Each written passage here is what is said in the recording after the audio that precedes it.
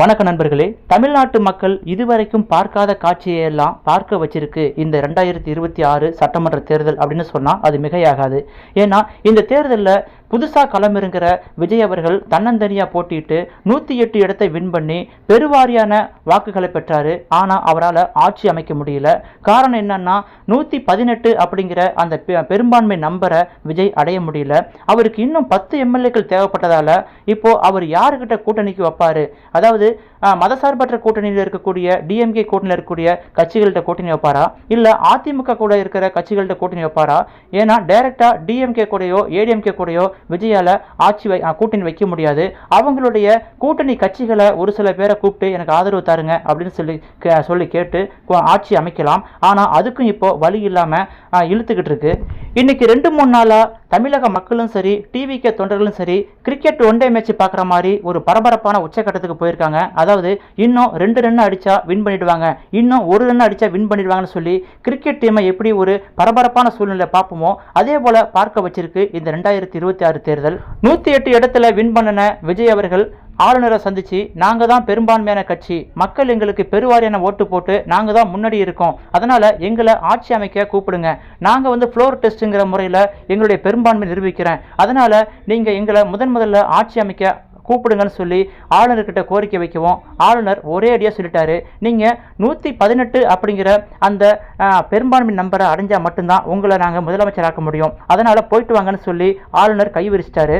Governor இப்படி சொன்னதால governor மேலேயும் ஒரு சில குற்றச்சாட்டை வச்சாங்க. கவர்னர் பிஜேபி சொல்றது கேட்குறாரு, அவர் நடுநிலைமையாக செயல்படலை அப்படின்னு சொல்கிறாங்க. அதுக்கு என்ன காரணம்னா, கர்நாடகாவில் பிஜேபி முதலமைச்சராக இருந்த எடியூரப்பா அவர்கள் இதே போல தான் ஒரு முறை பெரும்பான்மை நம்பரை ஜெயிக்காம அவர் 106 இடமோ என்னமோ ஜெயிச்சிருந்தாரு. ஆனால் அங்கே பெரும்பான்மை நம்பர் 112 அச்சீவ் பண்ணாமல் இருக்கிற அவங்கள கூப்பிட்டு அப்போதைய ஆளுநர் ஆட்சி அமைக்கிறதுக்கு அவங்களுக்கு வாய்ப்பு கொடுத்தாங்க. அதுக்கப்புறம் சட்டசபையில் பெரும்பான்மை நிரூபிக்காம அவங்க ஆட்சி கவிழ்ந்தது. அதே போல் இங்கே விஜய் அவர்களும் சொல்கிறாங்களே, எங்களை கூப்பிட்டு ஆட்சி அமைங்க, நாங்கள் சட்டசபையில் எங்களுடைய பெரும்பான்மை நம்பரை நிரூபிக்கிறோன்னு சொல்கிறாங்களே, ஆனால் ஏன் ஆளுநர் இப்படி பார்சியாலிட்டி பார்க்குறாருன்னு சொல்லி ஆக மொத்தத்தில் பிஜேபி சொல்கிறதான் கவர்னரும் கேட்குறாரு அப்படிங்கிற மாதிரி கவர்னர் மேலே ஒரு சில குற்றச்சாட்டை வச்சாங்க. கவர்னர் அவர்கள் இப்படி தடாலடியாக சொல்கிறத எடுத்து வேற வழி இல்லாமல் 118 அப்படிங்கிற அந்த பெரும்பான்மை நம்பரை அடைஞ்சே ஆகணும்னு சொல்லி விஜயும் தீவிர முயற்சி மேற்கொண்டாரு. இதன் அடிப்படையில் திமுக கூட்டணியில் இருக்கிற காங்கிரஸ் கட்சி திமுக கூட்டணியை விட்டு வெளியேறி தாவேகாவுக்கு சப்போர்ட் பண்ணாங்க.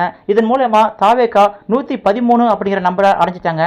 இன்னும் 5-6 எம்எல்ஏக்கள் தேவைப்படுறாங்க அப்படின்னு சொல்லி விடாபிடியா மறுபடியும் விடுதலை சிறுத்தைகள் கட்சி, கம்யூனிஸ்ட் கட்சின்னு சொல்லி அவங்கள்ட்ட எம்எல்ஏ கிட்ட அவங்கள ஆதரவு தரேன்னு சொல்லி கேட்டாங்க. ஆனால் இங்கே கம்யூனிஸ்ட் கட்சி ஒரு வழியாக ஆதரவு கொடுத்துட்டாங்க. இன்னும் 2 எம்எல்ஏ மட்டும் ஆதரவு கொடுத்தா விஜய் அவர்கள் சிஎம் அப்படிங்கிற ஒரு உச்சக்கட்ட பரபரப்பான சூழ்நிலை நேற்று வரை நிலவிக்கிட்டு இருந்துச்சு. நைட்டு 8-9 மணிக்குள்ள பார்த்தீங்கன்னா விஜய் அவர்களுக்கு விடுதலை சிறுத்தைகள் கட்சி தலைவர் திருமாவளவன் அவர்கள் ஆதரவு கொடுத்துட்டாரு. அதன் மூலமா 118 அப்படிங்கிற அந்த பெரும்பான்மை நம்பரை விஜய் அடைஞ்சிட்டாரு. நாளைக்கு 11 மணிக்கு விஜய்க்கு ஆளுநர் பதவி பிரமாணம் செஞ்சு வைக்க போறாருன்னு சொல்லி ஒரு செய்தி காட்டு தீ போல பரவும் திமுக தொண்டர்கள்லாம் வெடி வெடிச்சு கொண்டாடினாங்க, ஸ்வீட் கொடுத்து கொண்டாடினாங்க. ஆனால் அதுக்குள்ள கொஞ்ச நேரத்திலேயே திருமாவளவர்கள் நான் அதுபோல ஒரு அறிக்கையை கொடுக்கவே இல்லை, நாங்கள் நாளைக்கு தான் எங்கள் முடிவை சொல்லுவோம் அப்படின்னு சொன்னதால எல்லோரும் அப்படியே அமைதியாயிட்டாங்க. திருமாவளவன் அவர்கள் ஒரு முடிவை சொன்னார். அதாவது இடதுசாரி கட்சிகள் எந்த மாதிரி முடிவெடுக்கிறாங்க அப்படின்னு சொல்லி அவங்கள்ட்ட கலந்து ஆலோசனை பண்ணிட்டு அதுக்கப்புறமா என் முடிவை அறிவிக்கிறேன்னு சொன்னார். ஆனால் இடதுசாரி கட்சிகள், அதாவது கம்யூனிஸ்ட் கட்சிகள் 2 கட்சிகளும் விஜய் கட்சிக்கு ஆதரவு கொடுத்துட்டாங்க. திருமாவளவன் அவர்களும் ஆதரவு கொடுத்துருவாரு, ஏன்னா அவர் தான் ஏற்கனவே சொல்லியிருக்காருல்ல, இடதுசாரி கட்சிகள் என்ன முடிவெடுக்கிறாங்களோ அதை பொறுத்து நானும் முடிவெடுக்கிறேன்னு சொல்லி. ஆக மொத்தத்தில் அவங்களே முடிவை சொல்லிட்டாங்க. இப்போ விசிகேவும் முடிவை சொல்லிடும் அப்படின்னு சொல்லி பார்த்தா இப்போதான் பயங்கர ட்விஸ்ட் நடக்குது. 2 எம்எல்ஏ பற்றாக்குறை இருக்கு. விடுதலை சிறுத்தைகள் கட்சி தலைவர் தொல் திருமாவளவன் ஆதரவு கொடுத்துட்டா அடுத்ததா விஜய் தான் முதலமைச்சருங்கிற மாதிரி சூழ்நிலை இருக்கும் பொழுது திடீர்னு அவர் யூட்டன் அடிச்சிட்டாரு. நான் என்னுடைய ஆதரவு நிலைப்பாட்டை இன்னைக்கு சொல்றேன் அப்படின்னு சொல்லியிருக்காரு. உயர்மட்ட குழுவிட்ட பேசி எங்க கட்சி சார்பா என்ன முடிவெடுக்கிறாங்களோ அதை பொறுத்து தான் நான் சொல்லுவேன்னு சொல்லியிருக்காரு. அதுக்காக ஒட்டுமொத்த தமிழ்நாட்டு மக்களும் காத்து கிடக்கிறாங்க. இதற்கிடையே ஏடிஎம்கே சார்பில் எடப்பாடி பழனிசாமி அவர்கள் தன்னுடைய 47 எம்எல்ஏக்களையும் பாண்டிச்சேரியில் ரிசார்ட்ல தங்க வச்சிருக்காரு. ஏன்னா தமிழ்நாட்டில் இருந்தா எப்படியும் குதிரை பேர வியாபாரம் நடக்கும், யாராவது ஆசை காட்டுவாங்க, அதனால நம்ம எம்எல்ஏக்கள் கட்சி தாவறதுக்கு ரெடியா இருப்பாங்கன்னு சொல்லி அவர் நம்பிக்கை இல்லாம தன்னுடைய ஒட்டுமொத்த எம்எல்ஏக்களையும் கொண்டு போயிட்டு பாண்டிச்சேரியில் தங்க வச்சிருக்காரு. இதனால வந்து தமிழகத்தில் ஆட்சி அமைஞ்ச பிறகு தன்னுடைய கட்சி எம்எல்ஏக்களை தமிழகத்துக்கு வாங்கன்னு சொல்லி அழைப்பு விடலான்னு சொல்லி பார்த்தா திடீர்னு வந்து இப்படி ஒரு குழப்பமான சூழ்நிலை நடக்குது. இன்னும் 2 எம்எல்ஏக்கள் தேவைப்படுது விஜய்க்கு, அதனால நம்ம கட்சியிலிருந்து யாராவது அங்கே போய் ஆதரவு கொடுத்துட்டா சிக்கல் ஆயிடும்னு சொல்லி எடப்பாடி பழனிசாமி அவர்கள் தன்னுடைய எம்எல்ஏக்களை தமிழக பக்கம் தலை வச்சு படுக்காதீங்கன்னு சொல்லியிருக்காரு. அவங்களும் பாண்டிச்சேரியில் வெயிட் பண்ணிட்டு இருக்காங்க.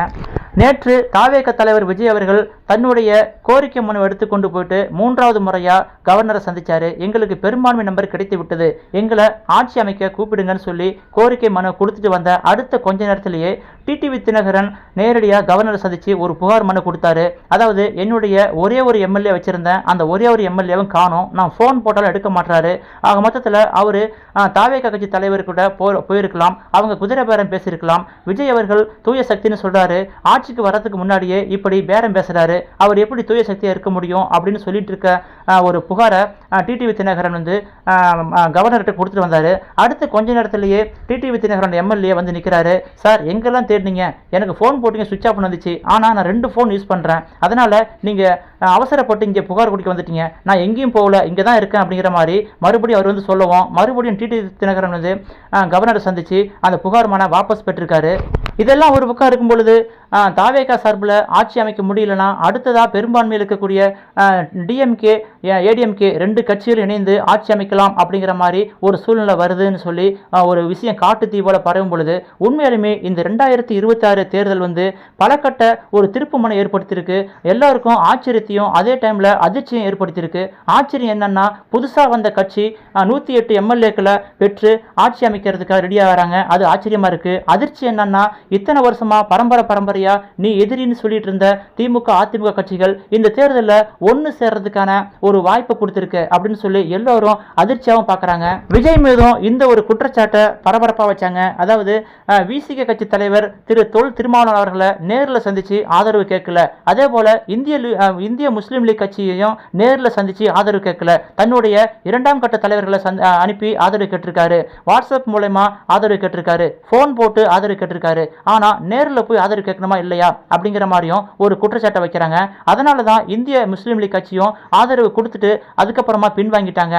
விஜய் அவர்கள் நேரில் போயிட்டு ஆதரவு கேட்கணும், அவங்களுக்கு மரியாதை கொடுக்கணும், அவங்களுக்கு உரிய மரியாதை கொடுத்தா கண்டிப்பா அவங்க மனசு இறங்கி ஆதரவு கொடுப்பாங்கிற மாதிரியும் விஜய் மீது ஒரு குற்றச்சாட்டை வச்சாங்க. இதனையடுத்து விஜய் அவர்கள் இன்று திருமாவளவன் அவர்களை நேரில் சந்திச்சு தன்னுடைய கோரிக்கை வைப்பாரு, ஆதரவு கேட்பாருன்னு சொல்லி எதிர்பார்க்கப்படுது. எது எப்படி இருந்தாலும் இன்னும் 2-3 மணி நேரத்தில் யாரு ஆட்சி அமைக்க போறாங்க, விஜய் அவர்கள் திருமாவளவன் ஆதரவோடு ஆட்சி அமைக்க போறாரா, இல்லை ஏடிஎம்கே டிஎம்கே 2ம் இணைஞ்சு கவர்னரை சந்திச்சு ஆட்சி அமைக்கிறதுக்கு கோரிக்கை வைக்க போறாங்களா, இல்லை யாருமே இல்லாம கவர்னர் ஆட்சி தான் அமலுக்கு வரப்போகுதா அப்படின்னு சொல்லி ஒரு உச்சக்கட்ட பரபரப்புல தான் தமிழகம் இருக்கு. நண்பர்களே, நீங்க சொல்லுங்க, இந்த 2026 தேர்தல் உங்கள் மனசுல எப்படி இருக்கு? ஒரு மறக்க முடியாத சம்பவம் ஏற்படுத்தியிருக்குன்னா அது என்னவா இருக்கும் அப்படிங்கிறத பத்தி உங்களுடைய கருத்துக்கள் என்னன்னு சொல்லி மறக்காம கமெண்டில் சொல்லுங்கள். இந்த வீடியோ பிடிச்சிருந்தா லைக் பண்ணுங்க, உங்க நண்பர்களுக்கு ஷேர் பண்ணுங்க. மீண்டும் அடுத்தடுத்த வீடியோவில் தொடர்ந்து மீட் பண்ணலாம். மிக முக்கியமா நம்ம சேனலுக்கு நீங்க சப்ஸ்கிரைப் பண்ணலன்னா மறக்காம சப்ஸ்கிரைப் பண்ணிக்கோங்க.